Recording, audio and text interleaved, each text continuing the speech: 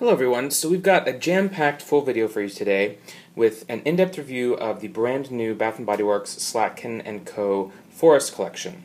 So the Forest Collection is currently in 1 or 2 test stores. It's set to go wider to most or perhaps all other test stores, which are 7 to 10 White Barn candle companies around the United States in early October, I think around October 7th or 8th. I spoke with someone who I believe was from corporate a few weeks ago at the Bath & Body Works White Barn Fall event, and she mentioned this collection to me, and that it would be releasing to test stores to test for a nationwide release. Now, she told me that this collection is a collection of 7 candles. She said that the Bath & Body Works chairman, which I'd never heard of a chairman of Bath & Body Works, and of course, CEO and all that, so I'm not sure who exactly she was referring to, but she said that he says this is the best line, best collection they've ever released. So that's pretty impressive if they're saying that. It's released as a Slatkin & Co. line. I'm not sure if it's set to be specifically released at a seasonal time, if it's peaking as a fall collection, or just a general, aromatic sort of, not aromatherapy, but an aromatic, unique, sophisticated line at some point, perhaps in the winter or spring. Don't really know. The test stores all sort of run things differently or sort of randomly. That sometimes it'll be a test that is for something that will go wide in 2 weeks. Sometimes it's a test for a line that comes out 2 months later. Sometimes it's almost a year later before something comes out. So it's really hard to say what their plan is for this, but it seems like it's a pretty big plan. I've got 6 of the 7 scents here. There's one missing that they didn't have available in 3-wick when I purchased these, but I will at least give you details or the notes on the 7th candle. So I was told by the person I spoke with at the event that this collection is actually based on the Allegheny National Forest. Now that's a national forest located in northwestern Pennsylvania that is 513,000 acres large. It makes sense, sort of, that they're doing it based on that specific forest, which is interesting that she said that. Whether that's sort of a marketing thing or legit, I don't really know. Who knows? I kind of doubt they would call it the Allegheny Forest Collection, but perhaps. The Allegheny Forest is located not far outside of Bath & Body Works headquarters in Ohio, so that sort of would make sense. It's in northwestern Pennsylvania. Now, to give a bit of a background, the forest was established in 1923. They say today it is known for black cherry, maple, and other hardwoods. 200 years ago, it was a bit different, and it's gone through major changes over the years. It was first managed by the Forest Service as a national forest in 1923, but of course stretches back to obviously the early 1700s, when it included eastern hemlock, American beech, white pine, oak, and from what the research I've done, it says that it was an old-growth forest that contained rich, vibrant biodiversity and was characterized by large trees, fallen logs, and a multi-layered forest canopy.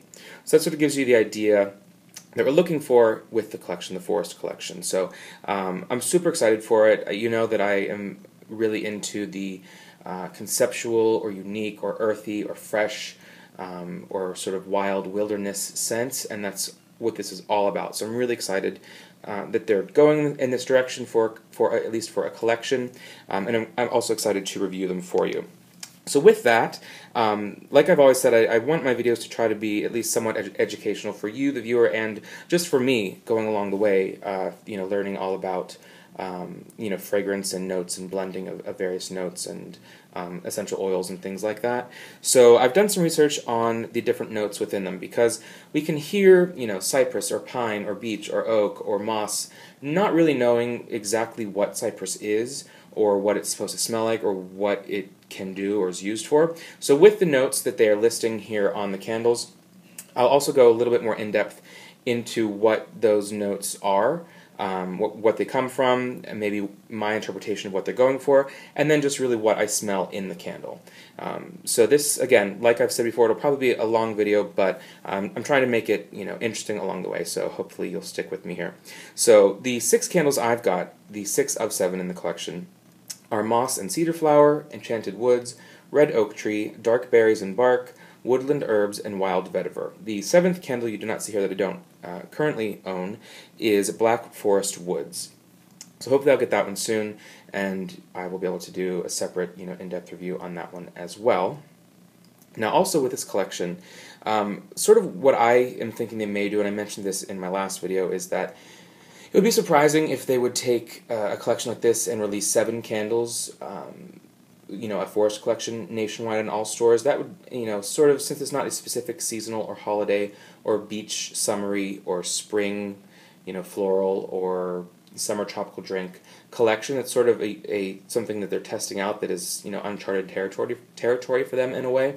My guess is that maybe they'll take a few of the most popular scents. Last fall they had a passport collection in test stores that included what was at the time known as Peruvian black pepper and bergamot, Indian mahogany and teakwood, as well as 3 others, Himalayan chai, some sort of sandalwood, and a Tahitian vanilla embers, I believe.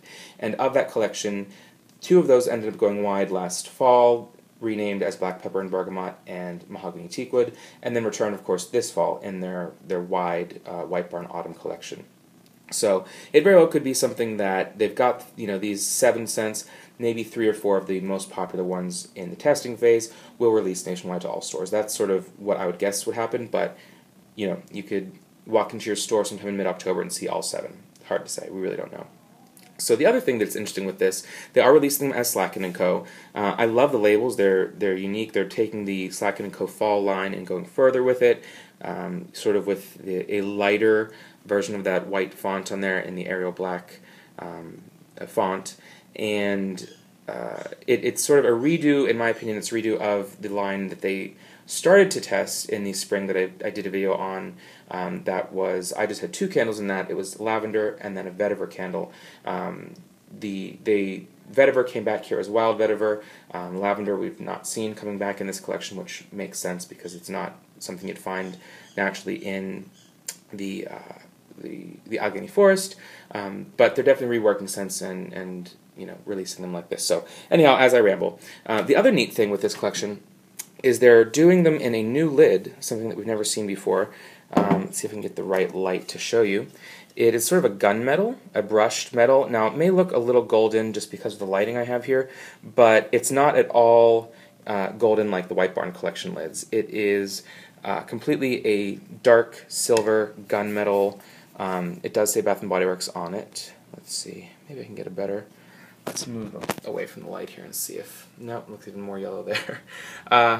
Anyhow, it's like a dark gunmetal. Really nice, classy looking lid. Feels a little, it feels, softer than your standard Slatkin & Co. lid, that bright chrome. And it just really looks, it's an extra level of sophistication that they're going with. So it's really great. So let's just dig right in. I've had these for about 4 or 5 days. I've been smelling them every day, and I've had a hard time really finding a favorite. They're all so different that I feel like different moods will call for a different candle, and there are a few that stick out to me as probably my favorite, and I was lucky enough that I sort of guessed correctly right off the bat, and when I did this as an order, I ordered a few duplicates of the ones that I was most looking forward to, and I was right with my hunches with those. But without giving away the ones that I'm liking the best here, let's just dig right in. First up, moss and cedar flower, and let's see the label here. Come on. Okay, so we're looking at, I think actually in the background here, I want to get a good shot for you guys. Maybe that'll work. We've got mushrooms and some sort of flower, perhaps a cedar flower. I'm not sure if a cedar flower is what that would be. And the notes read, a fragrance that embodies the mossy heart of the forest with, oh goodness, sorry. There we go. A fragrance that embodies the mossy heart of the forest with earthy notes of climbing moss, black moss, cypress, and vetiver. Okay, so we know we're going to, based on that, the candle color, the name being moss, I'm expecting sort of a damp, earthy, green scent, maybe a little musky, damp, powdery sort of thing. But who knows really what moss versus black moss smells like, right? So, let's see. What I've got here is just a little bit of background for you. with that, just in general, I don't have specific notes of black moss smells like X and standard climbing moss smells like Y, but just in my research, what I've done, I learned something interesting, that some moss is traditionally eaten by First Peoples, which are natives to a continent or a country, throughout most of its range in North America. In the past, it was eaten in large quantities by indigenous peoples in British Columbia, Washington, Northern Oregon, as well as parts of Idaho and Montana. Currently, that's not something people do very often, but some people still cook it as traditional food, or this traditional food as a special treat. So, the more you know. Interesting. Cedar flower. Interestingly, we've got, it doesn't say cedar flower on here. We've just got cypress and vetiver. Now, cypress is an evergreen coniferous tree with small, rounded, woody cones, flattened shoots, and generally cypress oil has a woody and slightly spicy and refreshing, somewhat masculine smell. It's said with aromatherapy to offer peace, comfort, and strength, and cypress itself is also a known astringent.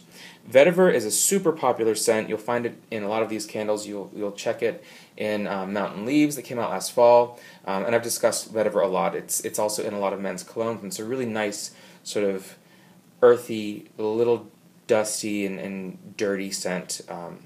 But vetiver itself, again, has an earthy, musty smell, sort of like a damp forest floor. It's actually a grass, a tall, tufted perennial, a scented grass with long, narrow leaves and an abundant, complex lacework of underground white roots. The roots are generally what is cultivated to get the actual scent that we know as vetiver. And traditionally, these are in places such as India, Tahiti, and Haiti. It tends to be a popular ingredient for soaps, toiletries, perfumes, and they say growing the grass protects soil against erosion. And the oil, as far as the aromatherapy properties, is known as the oil of tranquility because of its calming properties. So that's what we're going for with this scent. I think we've covered all the notes there, the cypress, vetiver, and of course the moss. So when I smell it, it's so interesting. Each of these, you're going to hear me say it's interesting, it's unique, they're hard to place because they really, for the most part, except with a few notable exceptions, these are very unique scents, nothing like that Slatkin & Co. has ever released before with Bath & Body Works. So, really interesting stuff going on here. I get definitely damp, earthy. There is some vetiver, but it's not super heavy on the vetiver. It really, I think I'm getting the moss in there, where it has, I don't want to say powdery to it, because it's not powdery in the typical sense you would imagine powdery, but it's almost like a slightly overwhelming sort of, like if you were to really get a clump of moss, like not necessarily the wet green moss, but like the dry hanging sort of Spanish moss that'll just hang on trees. Primarily what I've seen actually in the southern U.S., through Florida and things like that. It's just sort of that intense, dried green scent. So it's green in the scent, but yet kind of dirty, earthy, a little bit dusty. I wouldn't classify this really as a men's cologne, which some folks would say a lot of, a mountain or forest collection could be. There's something very sort of drying to it when I smell it. Like almost, I wish I could, it's like on the tip of my tongue. Like, yeah, it's something that is a little bit, hits your nose strong, but it's not overwhelming. It's not heavy and heady and like headache inducing. But it's still sort of a little bit of like a powdered, dry, earthy musk to it, without being a big, round, large scent. So I think it's intense, but it's very specific. It's definitely probably the dirtiest or earthiest of these scents. And I would almost smell a little bit of like a dirt or bark to it. Just kind of dirty, but not soil, but like a dry Actually, you know what? I think what I was saying before when I said it was on the tip of my tongue, it smells very mineral to me. It seems almost like dry slate. Like if you've ever found, going through the forest or near a pond or something, that sort of slate rock that is just It's flattened rock, and it seems like it's in layers. You can almost kind of pick it apart and pull it apart as if it's just old compressed clay. It has a sort of dried clay or slate scent to it, almost like you'd get on like a chalkboard, kind of just a really dry. I keep saying dry, but it's really like a dry slate, really mineralized scent in there that I was thinking was the moss, but is almost sort of its own sort of, definitely something you'd find in the forest, and not necessarily vegetation. So really super interesting. I haven't burned any of these yet, so I might have more to report on once I light them. But very unique. I love that one. It's just really out there. Not something you'd want to burn every day necessarily, but still, I still really love it so far. So I'm enjoying that one. First up. Then we've got Dark Berries and Bark. Now, Slatkin & Co. released a berry and bark scent a few years ago. You can see a review that I did of it in my Slatkin & Co. QVC holiday collection. That was a set of 5 boxed Slatkin & Co. gift candles.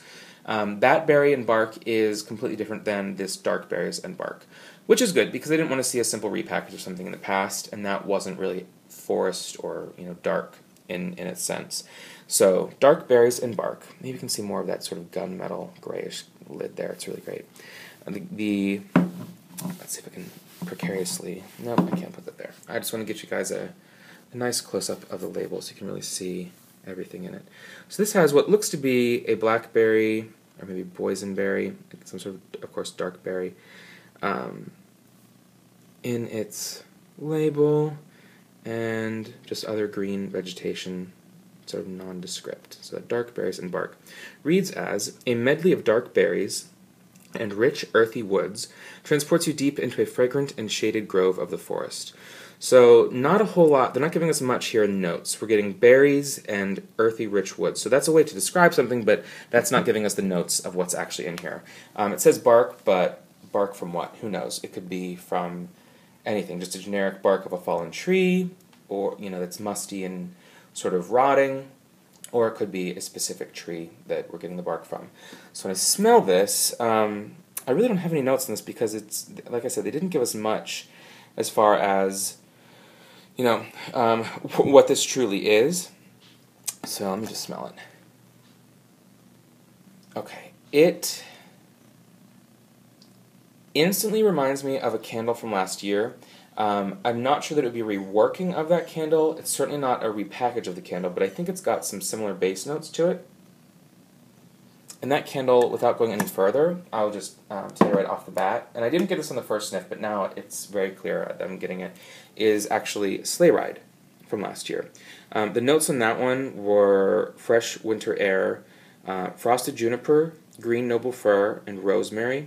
So maybe we're getting some juniper or fir in Dark Berries and Bark. That could very well be. Just to compare the two, Sleigh Ride definitely has more of a sweetness, which is surprising because most people wouldn't call Sleigh Ride sweet.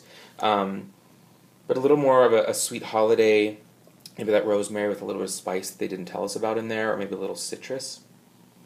But as far as like the fir or the juniper and the fresh winter air, I definitely get some of that in the Dark Berries and Bark. I don't get much in the way of dark berries as far as a hint of sweet. Other berry scents we've seen, blackberry, grapefruit, really anything else that has had berries in it. Some of the holiday scents, your frosted cranberry and things like that, are not the same as whatever berry may be in here. It's definitely a heavier, darker Sleigh Ride, not as bright or floral, sort of, as Sleigh Ride can come off a little sweeter than this. And there's also sort of a heavy cannabis note to this, which most folks don't think of cannabis as being something that would be a scent in home fragrance or in body items. But the fragrance company Fresh actually has a fairly highly rated and successful, I believe it's probably, I'm not sure if it's an EDT or a parfum, that is cannabis santal, which is a mix of cannabis and sandalwood as a unisex fragrance. It may actually be a cologne, in fact, if it's you know, a unisex fragrance, since it's not super, super intense. But I do get some of that in here. So the bark, not really sure. It's just like they say, sort of a random mix of woods.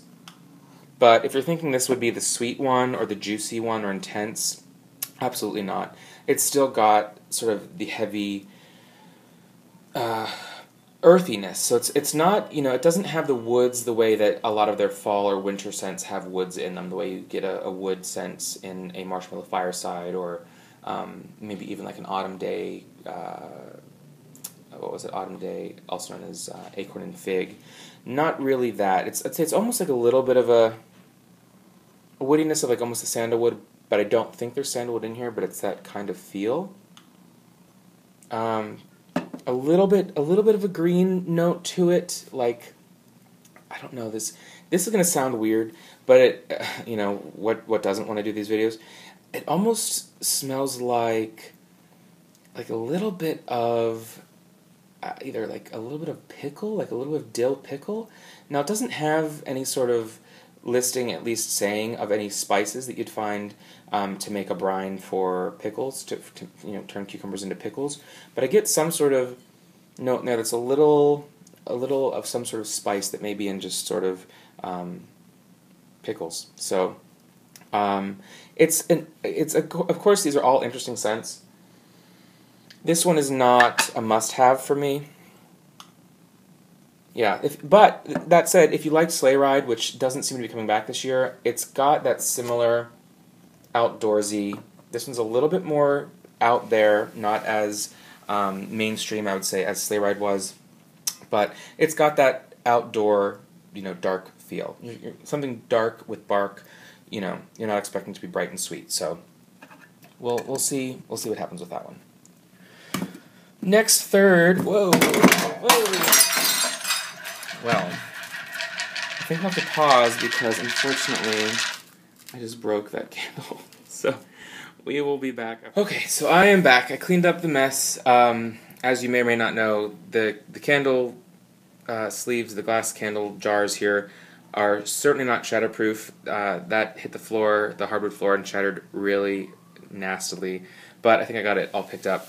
And actually, I was lucky enough to fix it. I didn't magically use a wand to put this glass back together. I actually had another empty candle jar that I cleaned up and was just using to hold some random, I think, candies or something in. So I was able to take the one large chunk of wax out of the broken glass shattered jar. I peeled off the label. I had to put it in hot water and the freezer back and forth a bit to get it to sort of shimmy down into here. And as you can see, it just didn't have the bottom on it, the bottom paper label. But it will make this otherwise trashed candle totally usable. So while that was quite annoying, not the end of the world. You know, I was able to get that fixed up. So that is good. So moving on here to, as I was saying, I believe, my least favorite from the collection, at least from the 6 that I've got, is Enchanted Woods. I like the name. I like the sound of it. It's got, I'm trying to get the lighting here. It looks like just crushed up leaves there with a few mushrooms on the side. And the notes of this one are a rich blend of chestnut, maple, nutmeg, creamy musk, and vanilla bark that transports you to the most magical part of the woods. So that's fairly bakery sounding. You know, chestnut is usually something that comes off bakery. Maple, it depends if they mean a maple tree or maple syrup, but that's, you know, there's a fine line there. Nutmeg, not really a forest scent. Musk, okay. Vanilla bark, I don't buy that it's really bark. It's you know, they're giving us vanilla. So let me get a whiff of this and we'll see. Now, it's not bad. I don't dislike it. It's just not, it's my least favorite of the 6 that I've got here. It's sort of, yeah, you know, I'm actually sort of having second thoughts on this. I don't, maybe I don't dislike it. It's just not super interesting. It's, I'd say vanilla, a creamy vanilla with a little bit of earthiness to it. I get some of the spice, but it's not, it's almost like let me get another. a less spicy, somewhat sweeter kitchen spice, kind of. Again, it's not super spicy. There's no like, cinnamon. I don't get much chestnut. It's really not. It's nothing like the other main chestnut candle they've got of Winter Cabin, now known as White Barn No. 2, chestnut and clove, I believe it is. So musk. There's a little bit of musk. It's just sort of a warm vanilla with a tiny bit of woods to it. So it doesn't really fit with the rest of the collection. I wouldn't say it's really bakery, but it's sort of vanilla woods. I actually wish I had smelled or had purchased the vanilla Tahitian vanilla embers, I think it was, last year as a test scent, because I feel like this could have been, it could have been something similar to this. Could be completely different, but it's got that sort of like a little bit of a woodsy to it, but very much a creamy vanilla. So not bad, but just not the sort of wild forest that you're expecting when you hear Enchanted Woods. But not a bad one. We also then have, as I go through the collection here, Enchanted Woods, Woodland Herbs, which this is probably a tie for my top 3, maybe top 2. This is either in the top 2 or 3. So Woodland Herbs, it's a greenish mint-colored wax, and the label just has, I don't even know, sprouts of something on there coming out from moss. And the notes read, "This lush green fragrance, absolutely green fragrance, reflects the splendor of woodland herbs by blending sage and forest woods with a touch of cinnamon and spice." So, it's another sort of a mystery of exactly which woods or trees they're giving us here. And as far as herbs, the only herb they tell us is sage. So I wish they'd given us more here. I wish it was, herbs. Sage with, not really cilantro, but, it could have been sage and verbena or sage and thyme.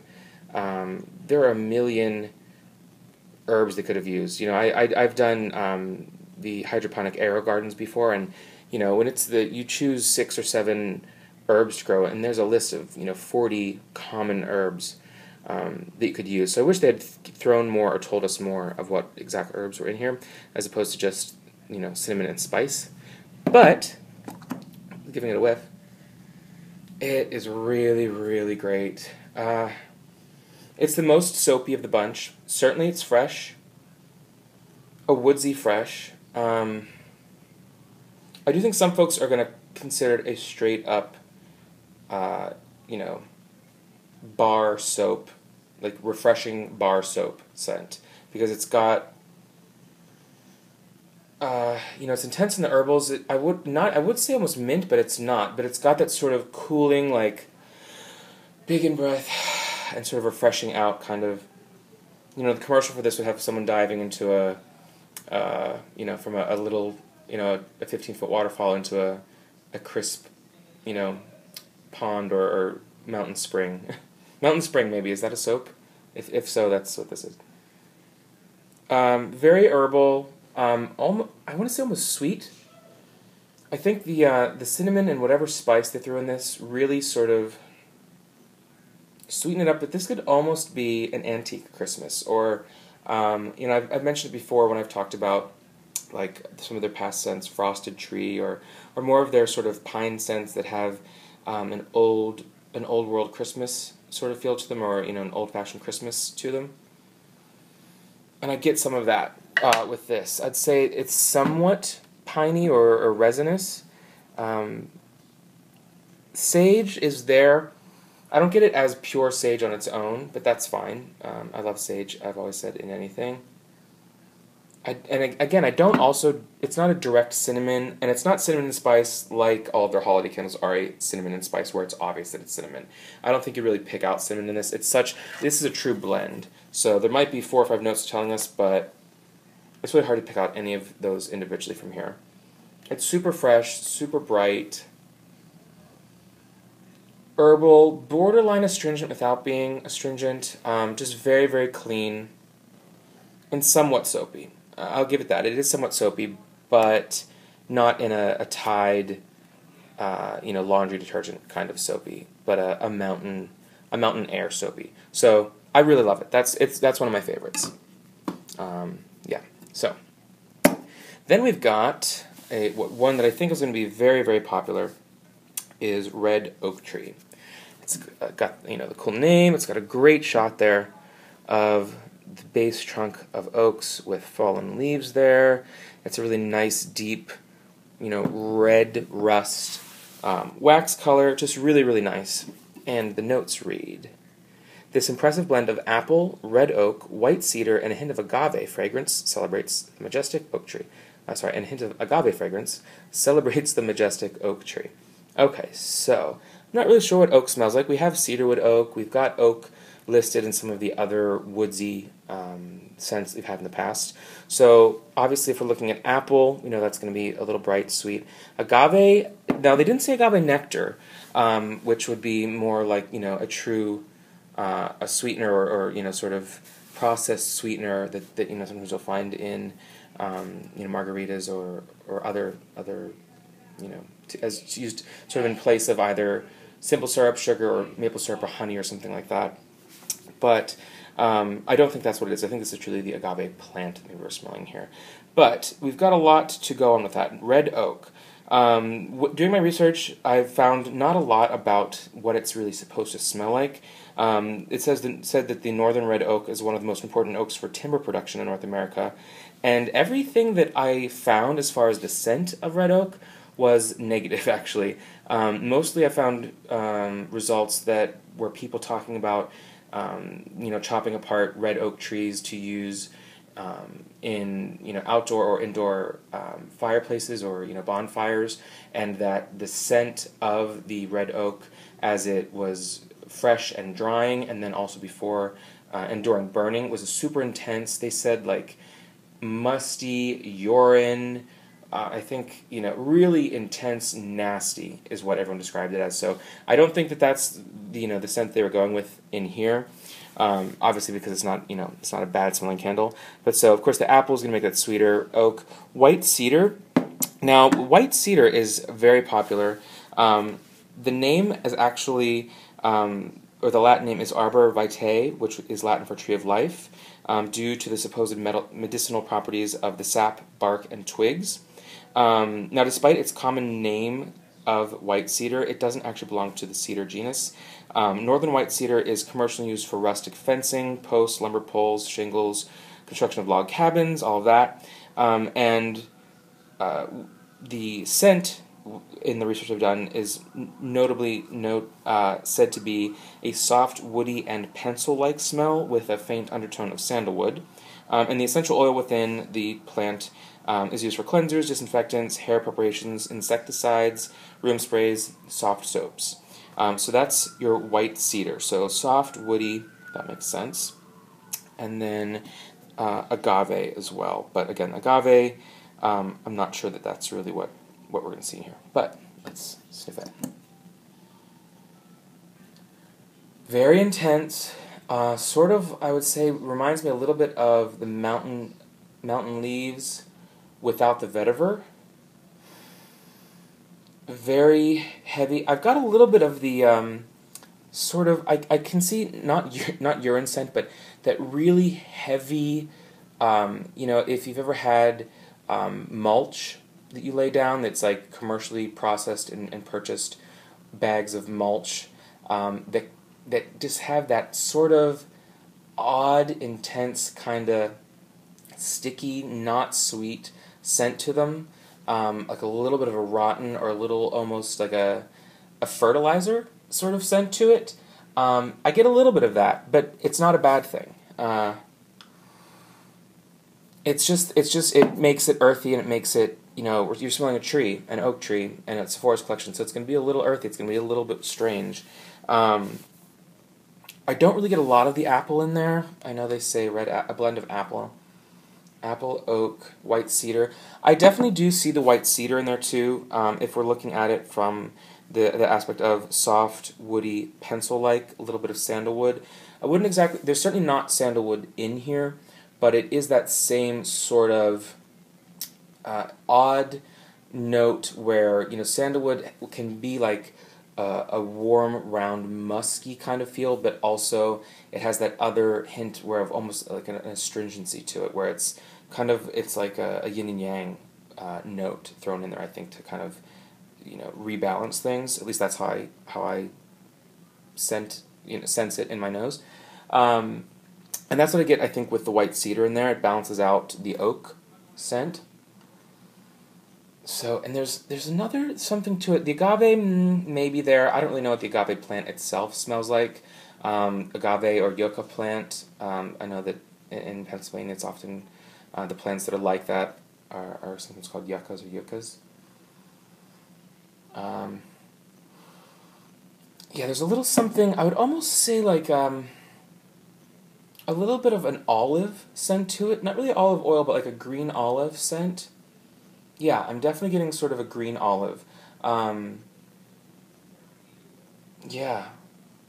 Yeah, not much more to say than that. So yeah, you've got the woodiness, you've got sort of the intense kind of mulch-ish scent to it that it starts with, goes into more of the cedar, the softer sort of warmth of the cedar, a little bit of like an olive sort of tang to it, or something like that. Super, super. I hate to say super. It must be a million times. But it's really great. It's so interesting. Again, it's not going to be a scent for everyone. Some people are going to say that it stinks, but it's just.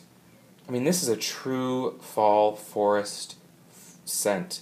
It really, I think, evokes most accurately the scent that you're going to find walking through a forest.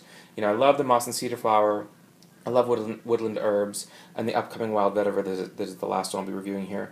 But red oak tree is one where you really, this isn't someone's imagination of what it, or romanticized version of what it is to go through, a magical forest. This is really, these are the scents that you would truly get walking through, the Allegheny National Forest. So red oak tree, to me, red oak tree is sort of the, for lack of a better word, like the pillar of the entire line. I feel like this is where it was based from.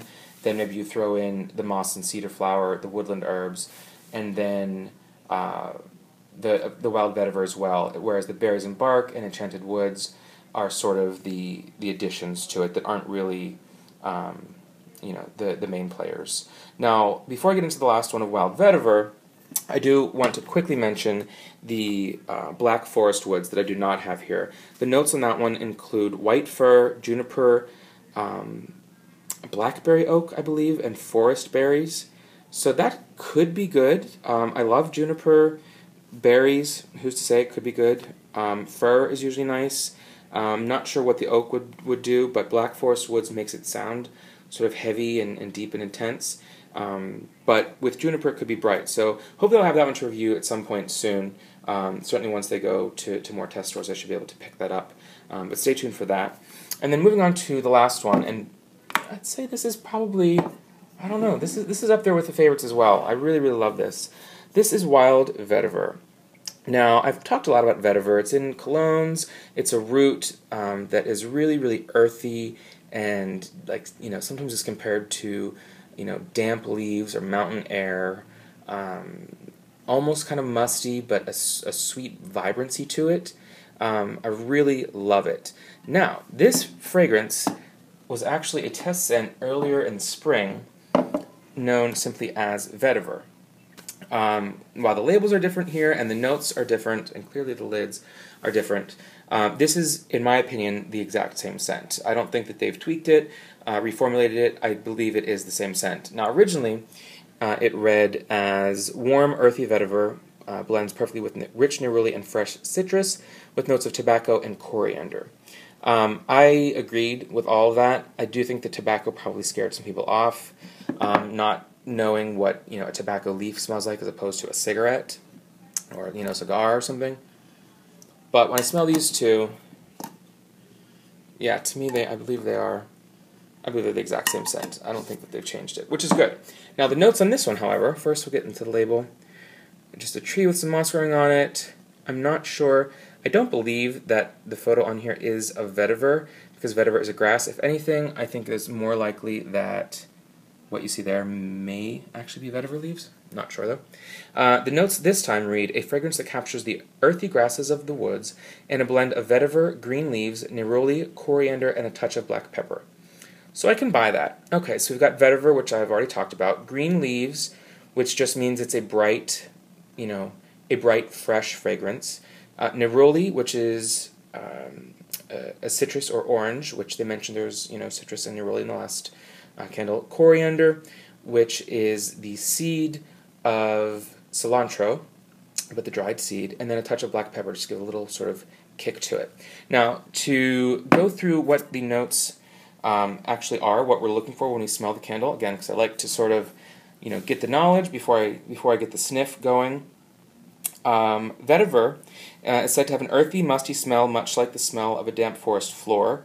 The actual plant itself is tall, tufted, perennial. It's a scented grass with long, narrow leaves and an abundant, complex lacework of underground white roots. Again, I mentioned this earlier in the video, but just to refresh you, it is leaves, and the roots are what generally is cultivated to get the actual fragrance oil.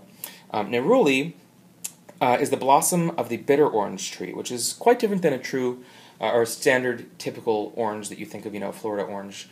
The bitter orange is a citrus, but it's not the sweet, bright, fresh orange that you're used to. Neroli's aroma is a blend of somewhat floral, because it is the blossom from the bitter orange tree, with undertones of citrus. It's sweet, floral. It's also known as orange blossom. A fact that I found interesting was that it takes about 1,000 pounds of orange blossoms to make 1 pound of neroli oil, and the oil is made from small white waxy flowers of the bitter orange tree. So it's not citrus in the way that you're getting a citrus peel or you're getting citrus juice, anything like that. It is the small blossom from a citrus tree. So it's citrusy, but it's just a little more floral, a little bit different. Now, coriander is an aromatic Mediterranean plant. It's from the parsley family. The leaves and the seeds are used as culinary herbs. The leaves are known, of course, as cilantro. And then you have coriander, the seeds. Coriander oil has a sweet, spicy, and warm smell. Generally regarded as warm, welcoming, relaxing. And again, coriander oil is extracted from crushed, ripe seeds. So the coriander's scent is very different than the actual leaf of cilantro, to get the bright green, fresh, often thought of along with Mexican cooking fragrance that you get from the cilantro plant. So we're sniffing it and we're looking for the dusty floor of the forest with the vetiver, some sort of greenness for the leaves, a little bit of a floral citrus, coriander, that spicy warmth, and then black pepper. And smelling it, it's all of that and more. I think that this may be actually my favorite from the collection. Initially, I wasn't as excited smelling it because I'd already smelled it before in the test scent from earlier this year. But it really is, if I'm smelling these all individually, this one is, I think, I would buy again and again and burn all the time. It is, at the same time, it's earthy and it's a little damp and dank, but it's still super bright from the neroli, and it's got that little bit of sweet floral without being a floral scent at all. I'm thinking here that maybe what we're seeing here could be the white waxy flowers from the orange tree, the bitter orange tree. Not sure. I didn't think that neroli or bitter orange trees grew there, so I'm thinking probably not. But anyhow, again, everything doesn't have to grow in western Pennsylvania for it to be in these candles. Now, before they said it had tobacco, I can get that. It's sort of like an intense green leaf scent, which I assume a tobacco leaf would be a very intense, sort of pungent smelling leaf, while still being bright and green and full of what crushed green leaves smell like, whether it's a bitter or fresh. The same way you get like a green grass sort of scent, or like a wheatgrass juice sort of, that intense freshness. It's just, there's so many levels to this. I would almost wear this as a cologne. I really just am falling in love with all things vetiver, recently. What is the other thing we're looking for? The coriander. Yeah, it's just a really warm, like the research said, a warm, it's somewhat spicy, somewhat herbal, just a really fragrant. I'd say coriander is really a fragrant spice. If you can call it a spice, the crushed seed is super fragrant and almost herbal and earthy at the same time, while being intense because it is a crushed ripe seed. It's not just a leaf that we're getting. It's got more notes to it because it is, a crushed seed. So this is, I would almost classify it as sort of the heavy fresh that I've been going with lately, like, the sweater weather and cedarwood oak. This one is a little bit different than that for me in the fact that it's fresh, but it's so herbal and so it's like herbal, earthy, fresh. It's just really kind of the best of all three or four worlds there that we're going from the different angles. I really, really love that because there's sort of something for everyone in there. If you want the dark, the heavy with tobacco and the vetiver, but you've got the bright neruli and the bright black pepper, because while black pepper is, of course, very intense and can really hit you hard, it's still bright because it's pepper. It's got a really, a springy kind of, not spring like the season, but the scent or flavor really just pops. It's not like a dull sort of low-lying scent. So it's just really well-rounded. It's a really beautiful scent. Sort of all seasons for me. I think it's, I think I'd probably burn it all the time, yeah. I really, really love it. It's dropping everything today. I would almost put it in the family of like the black pepper bergamot. If you like that, I think you'd probably like this. Not that it smells similar. That black pepper note is not making them similar, but it's just one of those so well-rounded scents that hits so many different areas of the nose that it's. I think there's something in it for everyone. And it's not. Well, it's strong. It's not overpowering. It doesn't gag you when you smell it. So, I really, really love that. I hope it burns better than the last one, because the one that came in the test packaging here, I actually had two of them. This one I have not. Oh my gosh, really bad news today, folks. I didn't like this one, but the other one I lit just burned horribly. It tunneled, and I haven't lit it in a couple of months because of that. So hopefully these will burn well. It's a really interesting collection. I hope we see them go wide. Maybe they can add to it.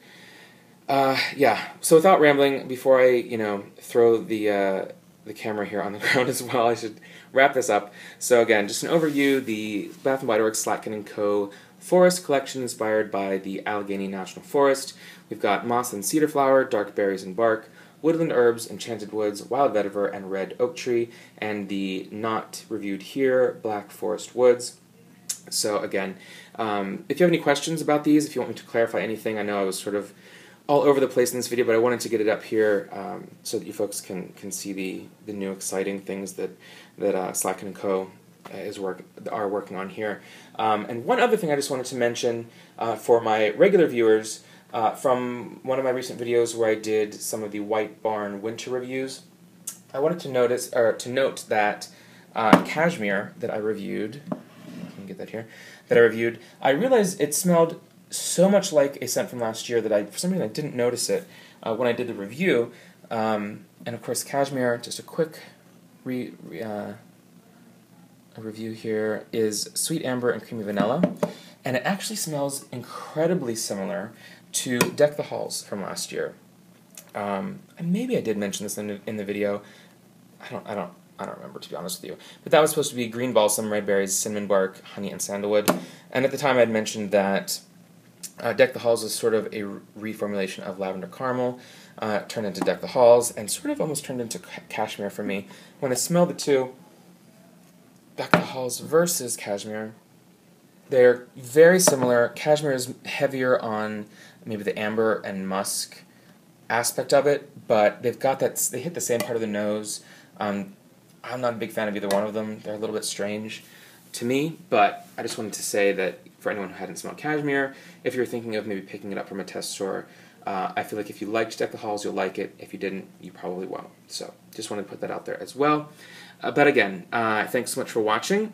I hope to have updates, maybe with some new scents in the next couple of weeks to add to the winter and holiday lines. If you have any questions about these, you want me to update you after I've burned them, or if there's something you want me to really dive into that I've missed out here, please let me know. Let me know if you liked sort of the background on the notes that we're looking for before sniffing them together. I'd be happy to do that in the future with other things. I figured I really wanted to dive in there with these scents because so much of it was so similar, and I wasn't really sure that I knew exactly what neroli was or what I'd be looking for in cypress versus a fir or an oak. So I wanted to do that research myself and also for you guys. But if that was helpful, if you like that, I'll certainly do that moving forward with other notes in upcoming scents that aren't necessarily from a forest or fresh aromatherapy line. So I would appreciate some feedback on that, see if you liked it, or if it was just made the videos too long, as I tend to drag these out a bit. So anyhow, I do appreciate that you guys are always watching. I love the feedback, and I appreciate that you check out the videos. And so if you have any questions, comments, hit me up below. Otherwise, I will talk to you soon. Thanks for watching. Take care.